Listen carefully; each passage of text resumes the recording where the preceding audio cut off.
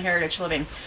Been a while since I did a cooking video, and I'm throwing together a meatloaf today, so I thought I'd share the recipe. This is the meatloaf that I grew up with. It was my mom's recipe, and it's one that my family loves.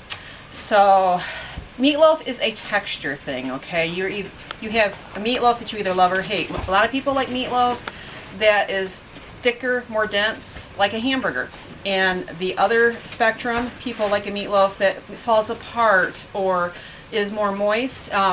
When Ron and I first got married and I made meatloaf, he was used to the heavy, dense, textured meatloaf. And it took him a while to adjust. And in fact, at first, being a young man, and he thought he was being cute, he said it's like dog food, the texture of dog food. Well, I laugh at it now because now he can't stand a thick meatloaf. This is his favorite meatloaf. It is a moist meatloaf. It's not over moist where, you know, it falls apart, but it's definitely not like the heavy texture meatloaf. But it's got a great flavor, and when you cook it, it's really important that you keep it covered at first. And we'll talk more about the cooking as I'm mixing this stuff up. Okay, I got 4 pounds of burger in here just to kind of give you guys an idea of a measurement. You know, you can decrease or increase however you need to for your family.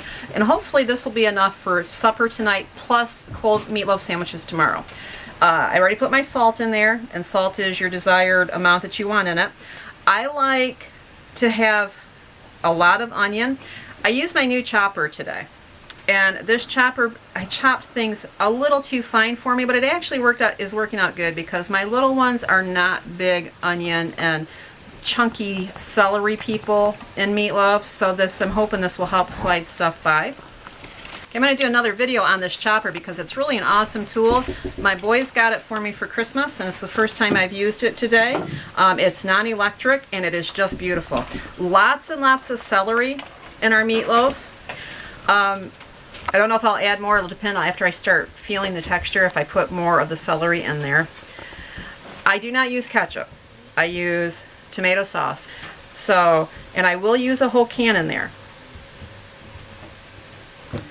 Oatmeal. For 4 pounds, it's going to depend. I'm going to put a little over half of what I've got in there. I've got about 4 cups. And again, I might add more as I feel the texture. Couple of eggs, and you can always add, you know, more than 2 if you prefer. And honestly, I have to tell you, I'm not sure why I put eggs in there, except my mom always did. I don't know if it really, for the amount of meat that I put in there and stuff, I don't know if it makes that big a difference about holding it together. I would assume that's what the point in the egg is in a smaller batch, but I don't know. So anyways, you mix it all together really well, and you cook it with the lid on till almost the last 20 minutes. And the reason for that is that helps to keep the moisture in.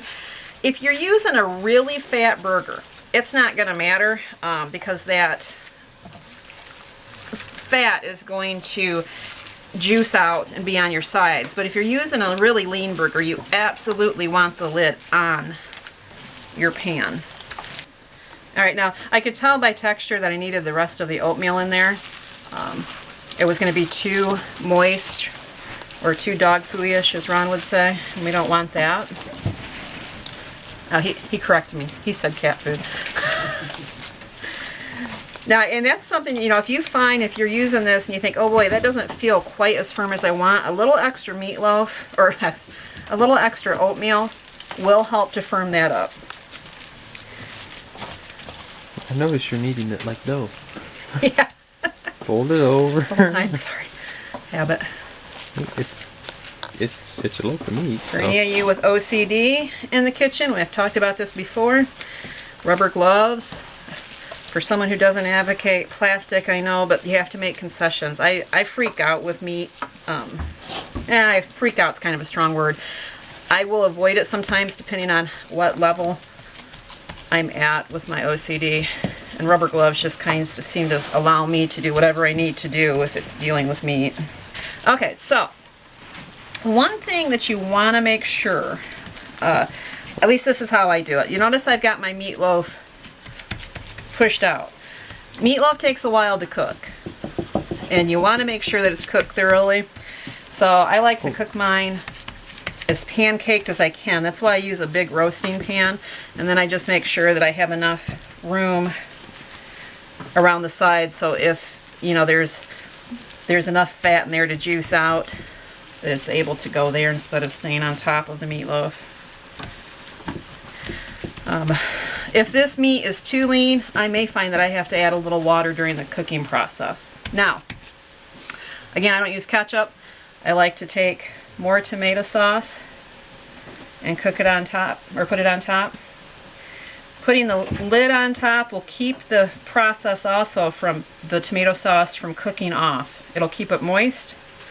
And then near the end of the cooking process, about 20 or 30 minutes into it, or near the end of it, I remove the lid to help finish cooking off, or not cooking off, but browning's not the right term. Firming up the tomato sauce that's on top. Take a little bit more of the moisture out of it, so you're not, it's not soupy, because you don't want the tomato sauce on top to be soupy.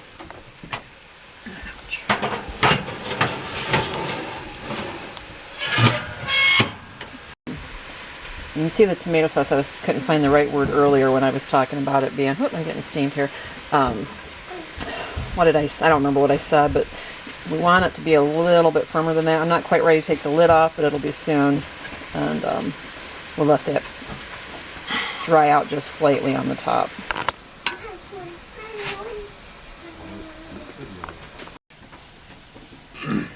Let's pray. Father, we love and praise you tonight, Lord. God, we just thank you so much for your goodness. God, we thank you for the bounty on this table tonight, Lord. Pray that you would bless this meal and nourish it to our bodies. In your holy name we pray. Amen. Amen.